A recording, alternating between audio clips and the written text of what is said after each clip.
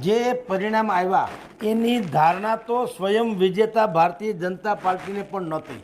વિજયનો વિશ્વાસ હતો, પણ આત્મવિશ્વાસ ને અતિવિશ્વાસ એ બે શબ્દ નહોતા, ખાલી વિશ્વાસ રાખેલો. અતિવિશ્વાસ નહીં, આત્મવિશ્વાસ નહીં. વિશ્વાસ ભરોસો રાખ્યો તો લગભગ જીતાડી દેજો. સૌરાષ્ટ્રની જામનગર, ભાવનગર અને રાજકોટ સહિતની 3 મહાનગરપાલિકા અને બાકીની નગરપાલિકા, તાલુકા અને જિલ્લા પંચાયત, મેં આપને કીધું હતું કે મહાનગરપાલિકામાં તો ક્લીન સ્વીપની ભારતીય જનતા પાર્ટી જીતવાની જ છે. આમ ને તેમ ને જો ને તો ને એવું કાંઈ નહીં. ત્રણેયમાં સત્તા બરકરાર રાખશે અને એમાં 2-2, 5-5 બેઠક, એટલે વાત હતી 4 થી 12 સુધીની, એમાં કોઈ સંશય નથી.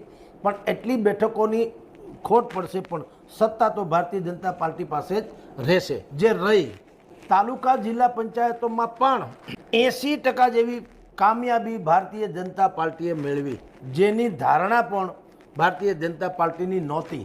વિશેષ કરીને ગામડામાં તો ખાસ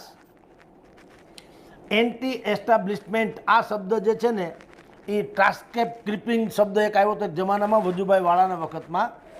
લાઇટ બહુ જતી ને તો આ શબ્દ બહુ પ્રયોગ હતો, કોઈને ખબર નથી કે આ શું છે. એના જેવી વાત છે કે એન્ટી એસ્ટાબ્લિશમેન્ટ, સત્તા વિરોધી મત. કોઈ પણ સરકાર અમુક સમયથી વધુ મર્યાદામાં બરકરાર રહેતી હોય તો ઓબ્વિયસલી સત્તા વિરોધી મત પેદા થાય, કારણ કે મોનોટોનસ જેવી વાત છે. તમે જોજો, એકને એક શબ્દ પણ કોઈ પ્રયોજે તો લોકોને ગમતું નથી, એકને એક લેઆઉટમાં વાત કરે એ ગમતું નથી. પરિવર્તન સંસાર કા નિયમ એટલે તો કહેવાય છે. જ્યોતિ બસુ પશ્ચિમ બંગાળમાં 25 વર્ષ શાસન રહ્યું, લોકો કંટાળ્યા, એનો લાભ મળ્યો મમતા બેનર્જીને. 15 વર્ષથી મમતા બેનર્જી છે, શાયદ એ કંટાળે એમ લાગે છે જનતા.